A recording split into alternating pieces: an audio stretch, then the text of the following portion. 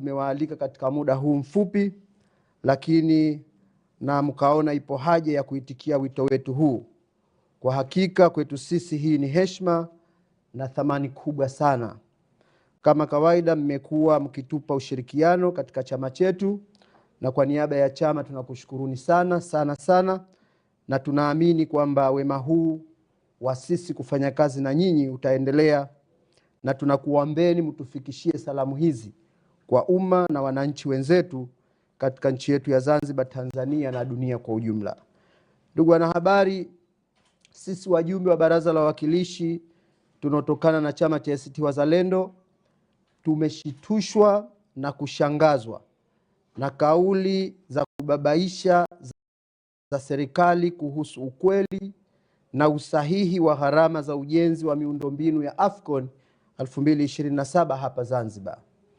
Tunaitaka Serikali ya Mapinduzi ya Zanzibar kutowababaisha wananchi wenzetu na kutoa taarifa sahihi na kamilifu kwa umma, na kuweka wazi juu ya tofauti zilizojitokeza katika taarifa za gharama za ujenzi wa miundombinu ihusianayo na maandalizi ya kombe la AFCON 2027 hapa Zanzibar. Ndugu wanahabari, kama inavyoeleweka, hivi karibuni kumezuka mjadala mkubwa unaohusu usahihi wa gharama halisi za ujenzi wa miundombinu ya AFCON hapa Zanzibar. Mjadala huu umezuka baada ya mwenyekiti wetu wa chama taifa, ndugu Othman Masoud Othman, wakati akifanya mahojiano na mtangazaji wa Wasafi TV ndugu Charles William, alipoeleza mtazamo wake na kuainisha uchambuzi wake juu ya baadhi ya mapungufu yaliyojitokeza, hasa kuhusiana na ukubwa usiowiana kiuchumi wa gharama za miundombinu hiyo ya AFCON kwa Zanzibar, akieleza wasiwasi wake juu ya uwezekano wa kurudi kwa gharama hizo kubwa za Tanzania shillings trilioni 1.6 zilizotajwa kutengwa kwa mpango huu wa AFCON 2027, hasa ukizingatia ukweli kwamba Zanzibar sio muandaaji wala mashindano hayo hayatuhusu sana kwa sababu sio mwanachama wa CAF. Ndugu wanahabari, siku chache baadaye, wakati akifungua kituo cha mabasi ya umeme, Rais wa Zanzibar alipinga kauli kuhusu gharama halisi za uwekezaji wa miundombinu ya AFCON kama zilizofafanuliwa na kuhojiwa na mwenyekiti wetu, na rais kueleza kwamba gharama sahihi za miundombinu yote ya AFCON Zanzibar ni wastani wa shilingi bilioni 300 tu. Ndugu wanahabari, tunasimama leo hii kuukumbusha umma kwamba wakati wa kusomwa kwa bajeti kuu ya Serikali ya Mapinduzi ya Zanzibar kwa mwaka wa fedha 2026-2027, Waziri wa Fedha na Mipango alilieleza Baraza la Wawakilishi kwamba, naomba kunukuu, kufuatia fursa ya uwepo wa mashindano ya kombe la AFCON ya mwaka 2027, serikali imetenga kiasi cha shilingi trilioni 1.69 ili kuwekeza katika kuimarisha maandalizi ya kitaifa katika miundombinu ya michezo, usafiri, utalii na huduma za kijamii, kwa lengo la kutumia mashindano hayo kama kichocheo cha ukuaji wa uchumi, ajira na kulitangaza taifa kimataifa. Ndugu wanahabari, kwetu sisi wajumbe wa Baraza la Wawakilishi tunaotokana na chama cha ACT Wazalendo, tumepata wasiwasi mkubwa wa utofauti wa taarifa sahihi zilizotolewa na serikali moja. Taarifa ya kwanza iliyotolewa na Waziri wa Fedha na Mipango ndugu Juma Malik Akili katika Baraza la Wawakilishi wakati akiomba kupitishiwa bajeti kuu ya serikali, na taarifa ya pili ni ile iliyotolewa na Rais Mkuu wa nchi wakati akifungua kituo cha mabasi ya umeme pale Malindi, na taarifa ya tatu iliyotolewa tena na Waziri wa Fedha na Mipango wakati akifanya mahojiano na waandishi wa habari. Baya zaidi ni kwamba taarifa hii ya tatu ilikuwa inapingana sana na ile taarifa yake ya kwanza aliyoitoa katika Baraza la Wawakilishi wakati akiwasilisha na kuomba kuidhinishiwa bajeti kuu ya serikali. Ndugu wanahabari, la kusikitisha na kutia wasiwasi zaidi ni kwenye taarifa iliyosambaa tarehe 28 mwezi wa 7 2026 jana ya Waziri wa Fedha na Mipango ndugu Juma Malik Akil, wakati akizungumza na waandishi wa habari alipoonekana akilalamika kwamba taarifa ya trilioni 1.69 aliyoizungumza katika Baraza la Wawakilishi siku ya tarehe 11 mwezi wa 6 2026 wakati akiwasilisha bajeti kuu ya serikali sio sahihi, na hivyo amenukuliwa vibaya au video inayoonekana katika mtandao wa YouTube ya shirika la utangazaji la Zanzibar ZBC imechezewa, na akaeleza usahihi wa taarifa ni shilingi trilioni 1.069. Ndugu wanahabari, sisi wajumbe wa Baraza la Wawakilishi tunaotokana na chama chetu cha ACT Wazalendo tunaitaka Serikali ya Mapinduzi ya Zanzibar itoe majibu kwa umma na kueleza dhahiri, je, ni nani mkweli kati ya rais ambaye ndiye mkuu wa nchi au waziri wa fedha na mipango ambaye anafanya kazi kwa niaba ya rais? Ikiwa kauli ya rais ndiyo kauli sahihi, je, rais amechukua hatua gani kwa waziri wa fedha na mipango ambaye ameudanganya umma na Wazanzibari na Baraza la Wawakilishi na kulisababisha kujadili na kuidhinisha bajeti ambayo sio sahihi na inayokinzana kwa kiasi kikubwa? Ndugu wanahabari, sisi wawakilishi tunaotokana na chama cha ACT Wazalendo, suala ambalo tunaliuliza kwa niaba ya wananchi wenzetu ni ipi hasa taarifa sahihi ya waziri wa fedha na mipango? Je, ni ile aliyoitoa katika Baraza la Wawakilishi wakati wa bajeti, au ni hii ambayo ameitoa wakati wa kuzungumza na waandishi wa habari nje ya baraza? Wananchi wanabaki kujiuliza, je, kati ya rais ambaye amezungumza bayana kwamba miundombinu hiyo itatumia shilingi bilioni 300 tu, na waziri wa fedha na mipango ambaye amekuwa na kauli mbili kuhusu bajeti halisi ya miundombinu ya Afcon kwa upande wa Zanzibar, lakini zote ni za gharama ya zaidi ya trilioni 1, aaminiwe nani kati ya hao? Ndugu wanahabari, hoja ya msingi ya wananchi wenzetu iko kwenye ukubwa wa uwekezaji na uhalisia wa kuweza kurejesha faida ya uwekezaji huo.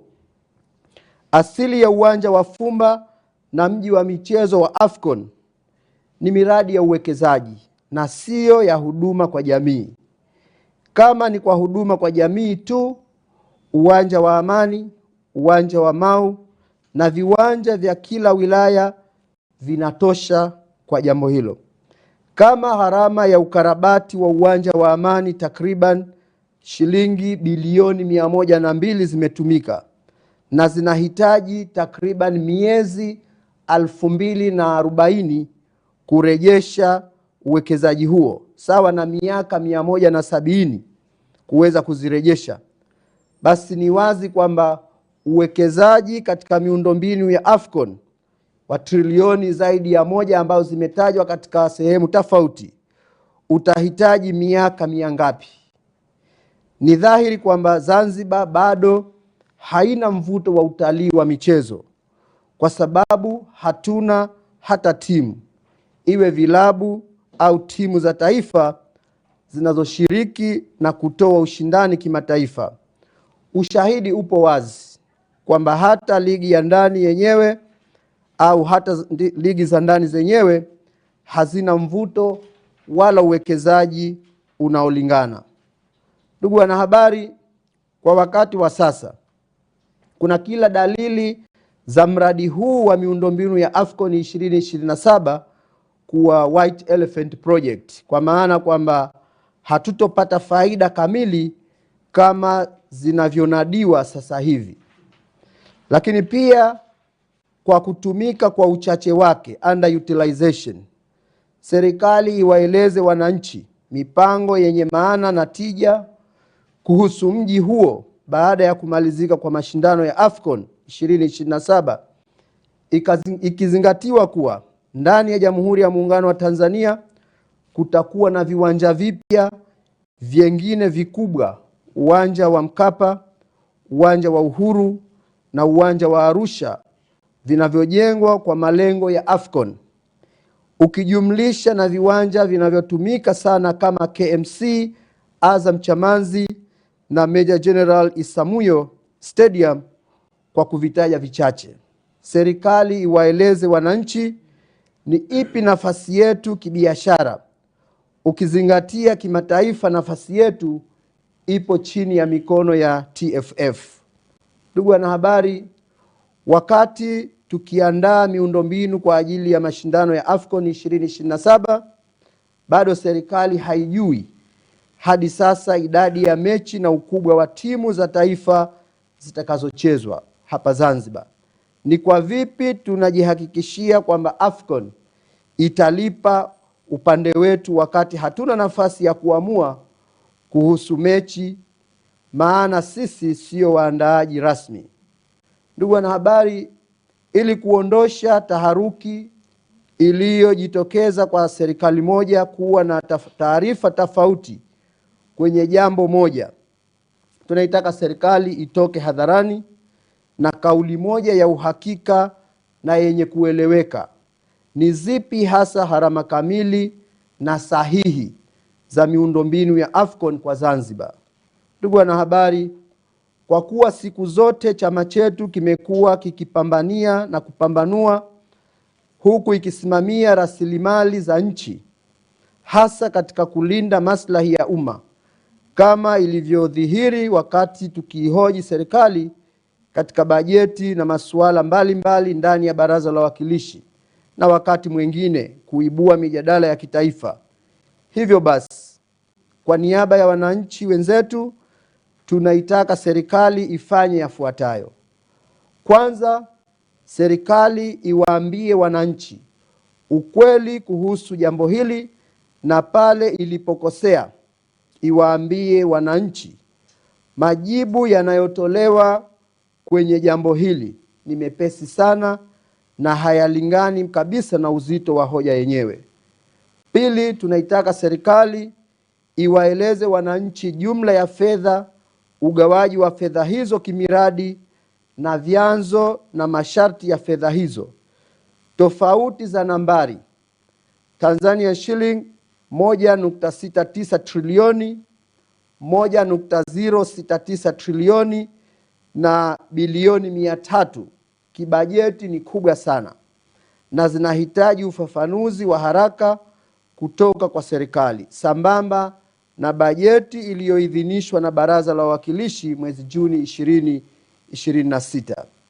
Tatu, ikiwa kulikuwa na makosa ya kuwasilishwa kwa taarifa, serikali itoe taarifa sahihi na ufafanuzi wake rasmi unaoeleza chanzo cha kosa na hatua zilizoachwa kuchukuliwa.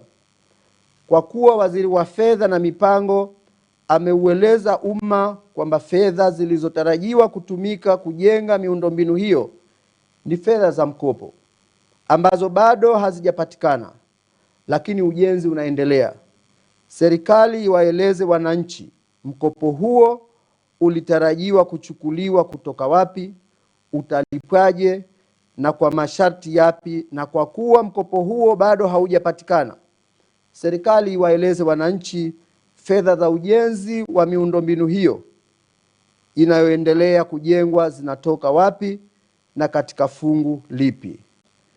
Mimi naomba kuwasilisha, na kwa niaba ya wenzangu wote waliopo hapa na waliokuwa hawapo, tunakushukuruni sana kwa kunisikiliza. Asanteni sana.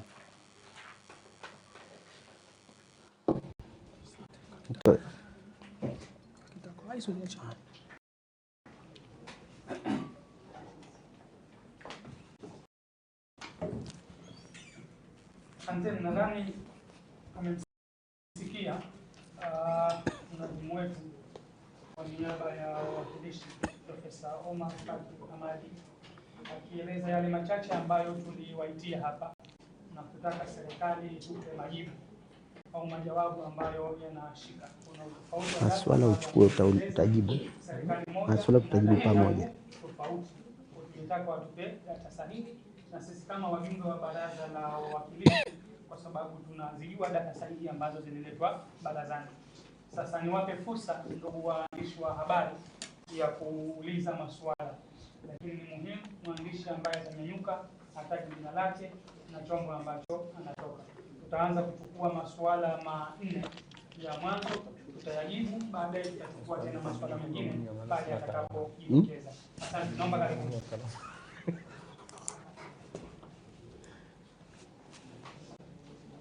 Naam, yes. Jesse natoka kampuni ya Mwananchi Communications. Na maswali mawili tu. Ni kama mlivyoeleza wazi hapa, nyinyi ni wajumbe wa baraza la wawakilishi na hii ni bajeti. Kuna takwimu ambazo mnaona hazifai kabisa, lakini ziliwasilishwa kule barazani wakati wa bajeti ya mlichukua hatua gani? Mlihoji wakati wa kupitisha bajeti ama nanyi wakati wa kubaini changamoto hiyo? Na katika kuhoji pengine ni nini mlijibiwa?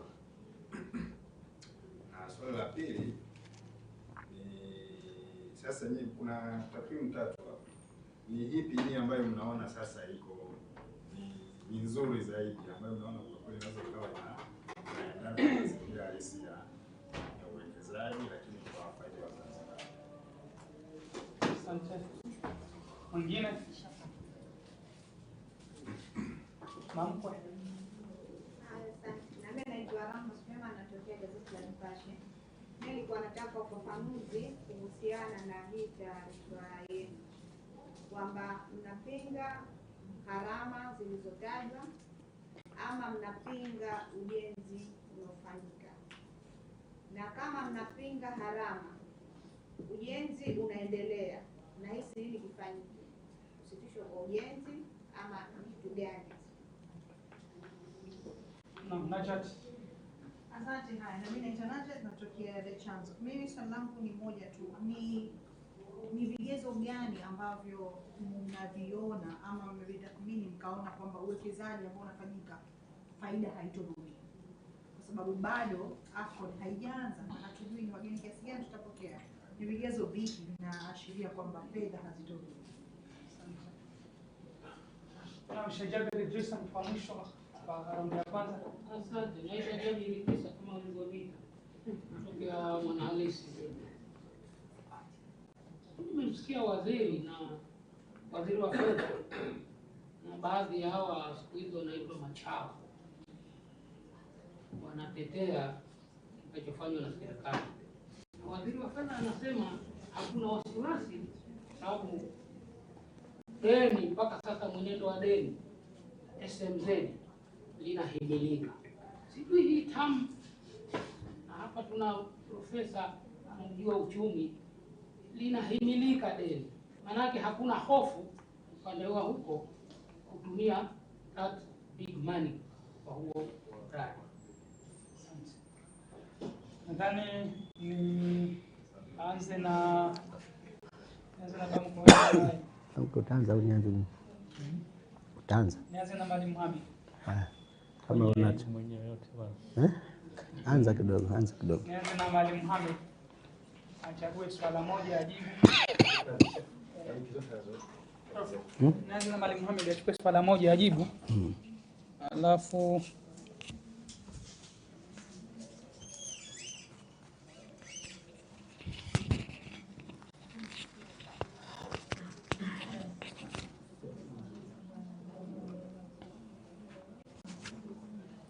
haya, salamu alaykum. Nianze kwa kujibu swali moja, ambapo mimi jina langu ni Mohamed Al-Salim, mwakilishi wa jimbo la Ziwani. Naomba nijibu swali la Madam Salma Suleiman kama ni sahihi jina nilichukua. Rahma Suleiman Samani, ambapo yeye aliuliza kwamba kipi tunachokipinga, tunapinga fedha au ujenzi, kama ndivyo tulivyolifahamu. Na kama hicho ndo tunapinga ujenzi, je, ujenzi usitishwe? Kama sisi wawakilishi wa ACT Wazalendo hatupingani na ujenzi wa miundombinu ya kimichezo. Kwa mujibu wa press yetu ya leo, tulichopinga ni mgongano wa kitakwimu uliotoka kati ya vyanzo vya serikali. Mheshimiwa Rais katamka hadharani kwamba ujenzi utachukua bilioni 300 tu. Lakini waziri wa fedha ndani ya baraza la wawakilishi yeye akasema kwamba ni trilioni 1.69. Sasa vyanzo viwili ambavyo wote ni wasemaji wa serikali kuwa na hoja tatu zinazopingana, hicho ndo tunachopingana nacho. Na tunapingana nacho kwa sababu inaonekana wazi kwamba serikali haiko makini katika kueleza umma, au inawezekana kama kauli zetu tunazozisema kwamba budget inakuwa kama ni mtindo wa baadhi ya watu kupiga fedha za serikali, au inawezekana kwamba rais na waziri hawasemi kauli moja.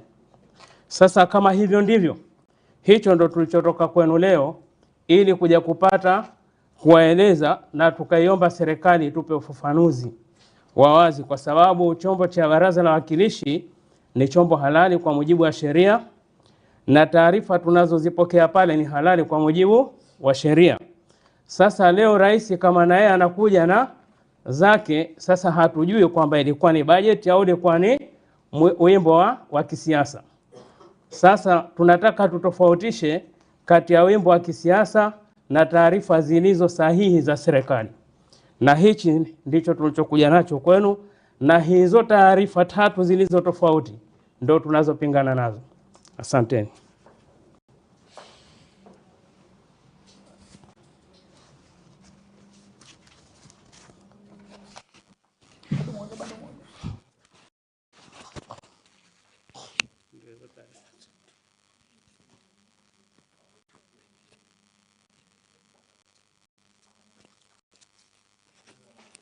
Asante, tunashukuru na majibu mazuri ambayo yametoka kwa Maalim Mohamed ambaye ni mwenyekiti wetu wa wawakilishi, ambaye ni mwakilishi wa jimbo la Ziwani. Mimi nitajibu swala moja la dadangu Najat kwamba ni vigezo gani ambavyo tumevitumia na tunadhani kwamba gharama hizi hazitorudi. Kwanza ieleweke, na katika press yetu hapa tumezungumza kwamba sisi Zanzibar sio wanachama wa CAF wala sio waandaaji wa mashindano haya. Maana yake kama sio waandaaji wala sio wanachama, tunategemea huruma ya mwenye mali. Sasa kama tunategemea huruma ya mwenye mali akisema mimi sitoi, na tumetumia fedha nyingi mpaka sasa, tumezungumza very clear kwenye budget, kwenye hotuba yetu kwenye press hii kwamba Zanzibar haijui tutapata mechi ngapi za kuja kucheza. Pengine hazizidi mechi 2 au mechi 3 ambazo tutazipata.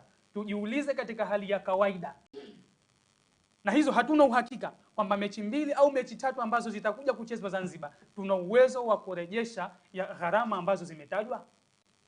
Jibu ni rahisi tu kwamba haiwezekani. Zipo notions zinatajwa kwamba miundombinu hii itaishi, miundombinu hii watu wataitumia, miundombinu hii itakuja kuleta faida kubwa. Hasa sisi tunataka watu waonyeshe hizo faida ambazo zitakuja kuletwa, kwa sababu katika macho ya kawaida ukizitizama huzioni. Leo tukubaliane, unaenda kujenga barabara ya njia 6 kuelekea wapi? Kuelekea Fumba, nje ya mji. Maanake angalau ingalikuwa na akilini barabara hizi za njia 6 ungalikuja kuzijenga katikati ya mji kupunguza foleni. Sasa baada ya mashindano unaenda kujenga barabara 6 za njia 6 kuelekea Fumba, zinaenda kusaidia nini? Kuna kipi kilichoonekana Fumba au kuna kipi ambacho kitatokezea Fumba baada ya mashindano haya? Kwa ni hisabu rahisi tu kwamba gharama tunazozitumia haziendani na uhalisia wa uchumi wetu.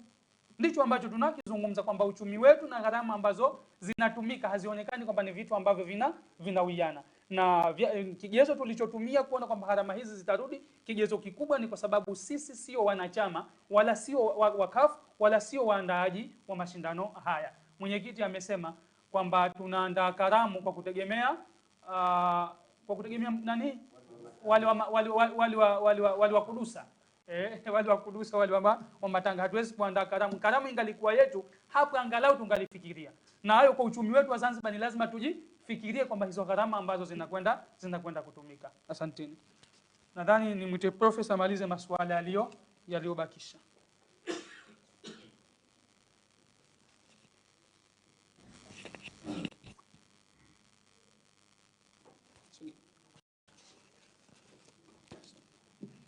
Kwanza kabisa ni washukuru wenzangu kwa majibu mazuri na kunipunguzia. Mimi nilitaka ni summarize majibu matatu. La kwanza limeulizwa Mr. Jesse pale wa Mwananchi Communication kuhusiana na bajeti ambayo ilipita barazani na sisi tukiwepo.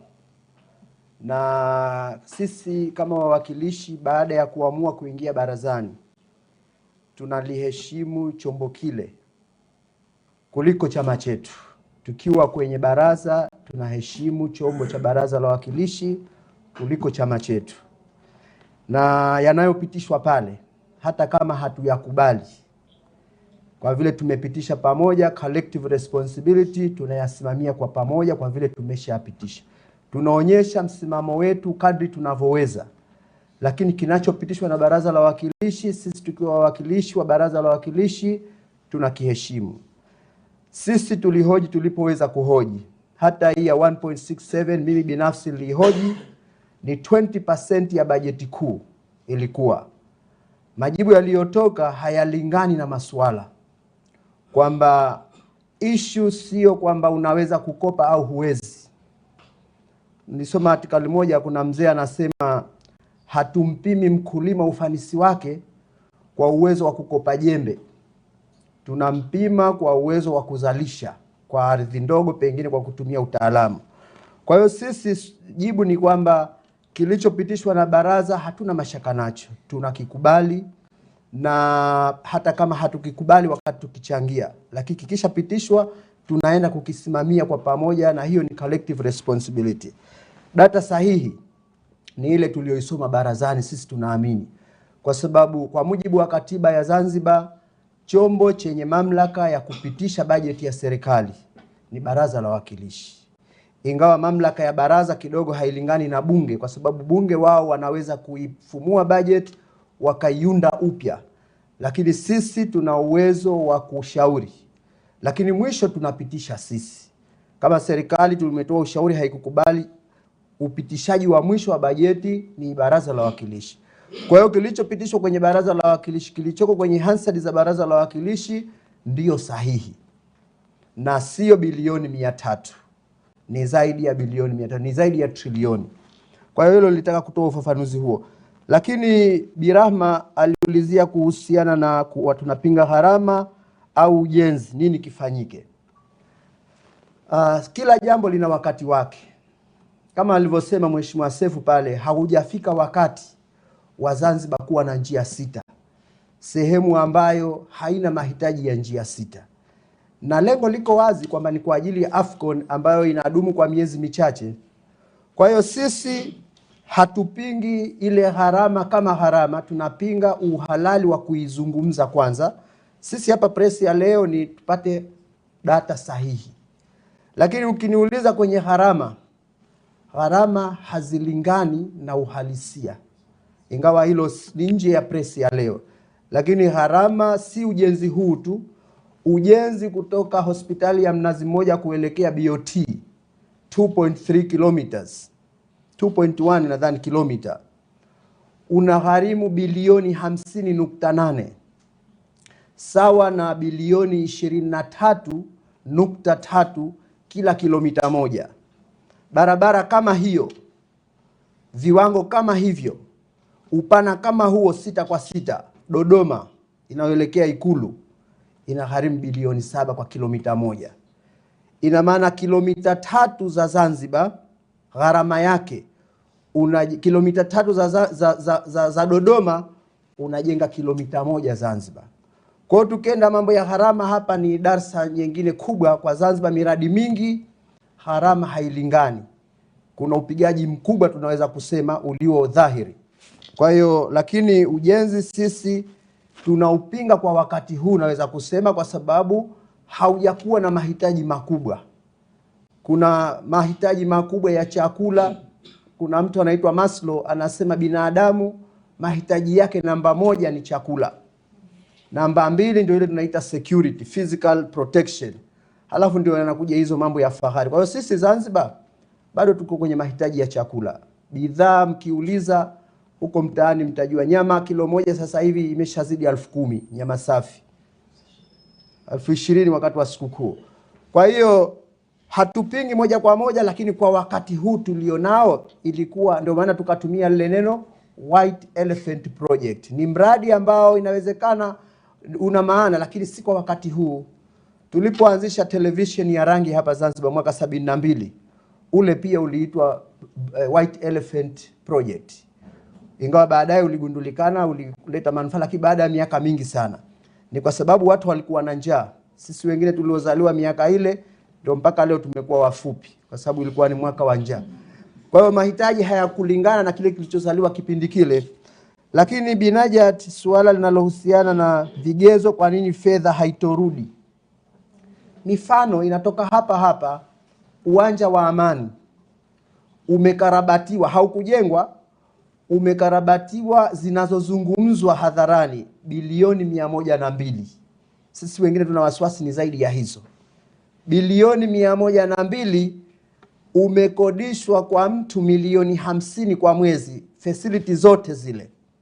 Ukipiga hesabu unahitaji miezi 2040, miezi 2040, ile iliyotajwa kwenye Inna Anzalnahu mara 2 na kidogo, sawa na miaka 170 kurejesha gharama za ukarabati. Sasa je, unakuja kusema trilioni 1, tuseme hiyo anaoisema ya mwisho Dr. Malik, trilioni 1.06 alioisema yeye, utahitaji mara 10 ya ule muda. Na kule iliko sidhani kwamba hata huo uwekezaji uliofanyika Amani unaweza ukarejesha bora kuliko uwanja huko Fumba. Kwa hiyo vigezo tunatokana na practice ambayo tumeiona kwenye huu mradi wa Amani, ambao aidha kuna ubadhirifu au kuna rushwa zinatembea, lakini milioni 50 kwa facility ile ikitumika style hiyo kule Fumba, hata miaka 200 300 hatuwezi kurejesha. Hiyo ni dalili kwamba hatuwezi kurejesha. Lakini Sheikh Jabir, hili swala nadhani halijaguswa la deni la taifa. Tushawaambia barazani mle, nani aliyesema kwamba tukope mpaka turambe kisahani? Nilitumia hiyo kauli. Kila wakati wao wanashikilia, unawauliza swala hili wao wanakuambia tunakopesheka. Sasa hivi Serikali ya Mapinduzi ya Zanzibar ina madeni ya aina 2. Ina deni linalodhaminiwa na wenyewe, tunakopa kwenye hivi vibenki vidogo vidogo, NBC, PBZ. This year tumepanga kukopa 3.4 trillion kwenye benki za ndani, 3.4 trillion. Kwenye mpango wa maendeleo Februari tulikusudia 2.9 trillion, lakini ilipoletwa bajeti halisi mwezi June, 3.4 trillion kutoka benki za ndani tu wamesema kwa ajili ya miradi ya maendeleo. Kabla ya hapo mpaka kufikia mwezi Disemba, SMZ inadaiwa 2.385 trillion. Jumla zitakuwa zaidi ya trilioni 6. Mzanzibari ukichanganya na lile deni la bara la muungano, atakuwa tukimaliza mwaka huu ikifika Juni, kila Mzanzibari atakuwa anadaiwa milioni 5 kama nukta 2 hivi mpaka mtoto mchanga. Wakati bara waliokuwa hawako ndani ya Zanzibar wanadaiwa 1.8. Sasa uhimilivu wa deni unapimwa kwa GDP, ile ratio. Walipowasilisha mara ya mwanzo walisema mpaka 50% sisi. Yaani ile kipato chako na unachokopa mpaka 50% unaruhusiwa. Sisi tuko 39.2. 39.2%. Tumebaki kama 11% kuramba kisahani. Shida haiko hapo. Mpango wa serikali wa kulipa ambao ni 450 billion zinawekwa kwenye ile tunaita debt service fund. Tukianza kulipa kuanzia mwaka huu, tumetulia tu, hatukopi tena popote, ili tulilonalo deni mpaka leo 15 years ndio tulipe. Kwa maana kwamba madeni ya serikali kama tutaendelea kukopa kwa kasi hii, hicho wanachotuambia serikali iliyopo sasa hivi kwamba wakiondoka wao hakuna deni, si kweli. Mathematically is not true. Politically might be true, lakini mathematically haingii hesabu hiyo. Fedha tunayokusanya 450 billion kwa mwaka, tukilipa kwenye madeni miaka 15 bila kukopa tena, kwa hiyo miaka 15 ndio tutaweza kuimaliza. Sasa na serikali hii itaendelea kukopa. Kwa hiyo tukizungumzia deni linahimilika, wanapima na vile vigezo vilivyowekwa na mashirika ya kimataifa, ambapo kwa nchi kama ya kwetu wanasema inaweza ikenda mpaka 55% ya GDP. Sisi walivyosema kwenye bajeti yetu tuko 39.2 nakumbuka, au 39.2.8. Kwa hiyo kitheory tunaweza kukopesheka, lakini hakuna theory inayosema kwamba lazima mtu akope mpaka afike mwisho kama hana mpango mzuri wa kulipa. Neno tuna mpango mzuri wa kulipa linazungumzwa sana na serikali, lakini hawautaji, kwa sababu kihesabu haionekani kwamba tuna mpango mzuri unaoweza kulipa. Kwa sababu mapato yetu sisi ni less than 3 trillion kwa mwaka, wakati bajeti yetu ni 8.52 trillion. Kwa hiyo more than half ni nje ya kile tunachoweza kukikusanya TRA na ZRA. Zaidi ya nusu hatuwezi kukikusanya. Tunakusanya 3.1 au 3.2, tuna budget ya 8.52. Kwa hiyo takriban trilioni 5 haziko kwenye mapato yetu. Kwa hiyo tukisema tukope hizi, tunaongeza ule mzigo wa deni. Kwa hiyo Sheikh Jabiri, hapa nimefafanua sana, lakini jibu lako labda ni kujibu kwamba tafsiri yake kuhimilika kwa deni ni kuangalia vigezo vya kimataifa, kwamba ile ratio, uwiano wa deni, pato lako la taifa na kile unachodaiwa, ambapo tunaambiwa kwenye theories kwamba bado tunakopesheka. Lakini sisi msimamo wetu, Rais Karume alisema deni ni nini? Alikuwa na neno analitumia, lakini hakupenda deni. Kuna nchi juzi walitaka tuwape mifano wa nchi ambazo hazina madeni. Burkina Faso haidaiwi tena, Namibia haidaiwi tena, wala si dhambi, wakanyamaza kimya tulipowatajia hizo mbili. Kwa hiyo mimi niishi hapa kwa hii awamu ya kwanza ya maswala. Kama kuna lililokuwa halijajibiwa, wenzangu walioko fasaha zaidi watajibu.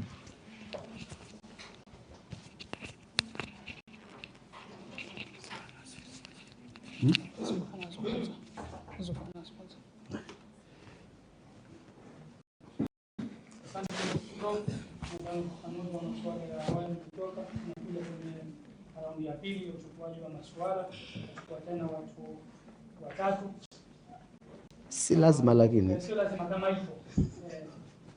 Naam, Sheikh Dr. Mohamed ajibu. Dr. Mohamed, kama serikali sijaisikia mimi inasema ile mkopa nani, sijasikia katika maelezo hata ya jana ni benki gani imekopa. Kama mnaijua labda kwenye miradi ya AFCON, sio? Kwenye miradi ya AFCON, miradi hii ya AFCON hiyo 1.06 au 100 billion na interest labda kama. Asante. Mwingine? Kama hayupo Yanatosha. yanatosha. Nimalize hilo ili tumalize.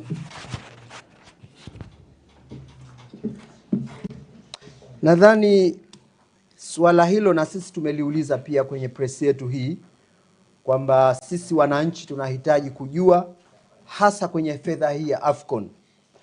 Lakini ile 3.4 trillion iliyokusudia kukopwa mwaka huu na ambao sisi wengine tunaamini ni sehemu ya hiyo inayotumika kwenye Afcon.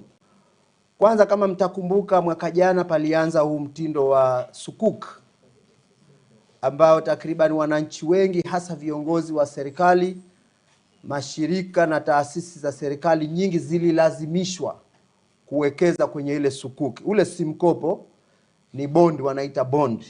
Kwa hiyo baadhi ya fedha zimetokana, tunavyoamini sisi, ingawa hawaja kuwa wawazi, zilitoka kwenye sukuk ambao taasisi kama bodi ya mikopo haina fedha ya kuwalipa wanafunzi, lakini wamewekeza kwenye sukuk. SUZA haina fedha ya kuendesha chuo, baadhi ya wakati imewekeza kwenye sukuk, na taasisi nyingine mbalimbali ambazo zilitarajiwa ziwe za kutoa huduma zinaenda kuwekeza kwenye sukuk.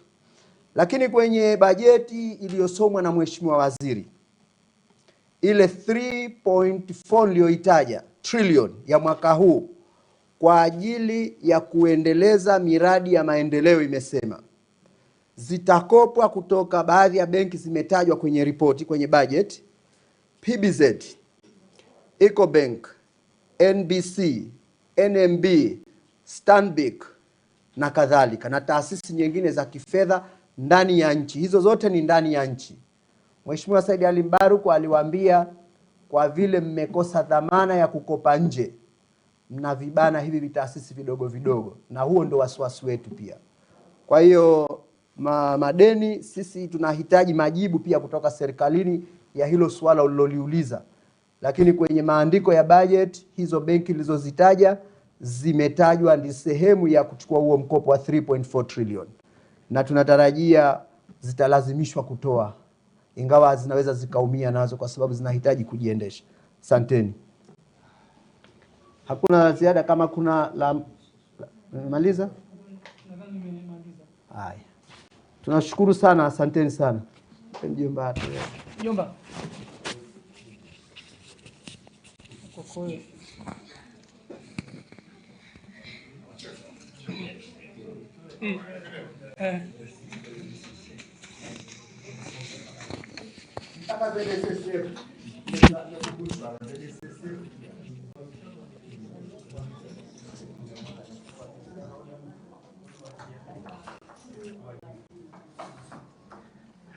Ndugu wanahabari,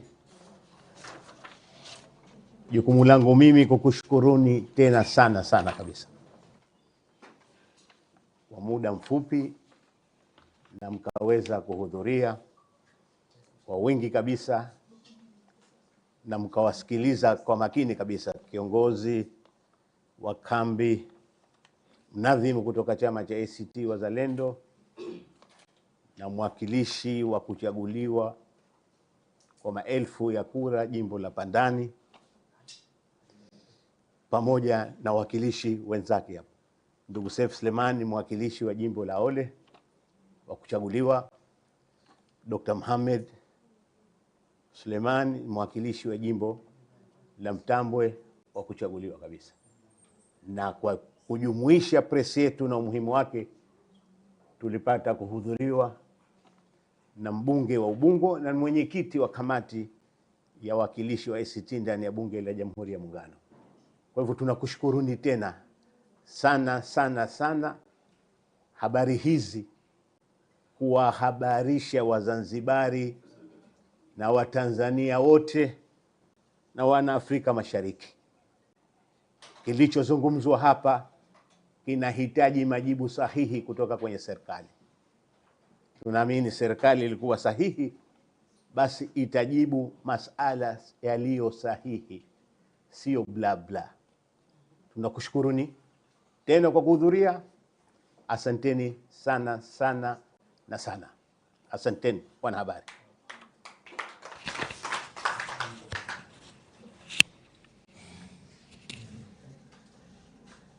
No.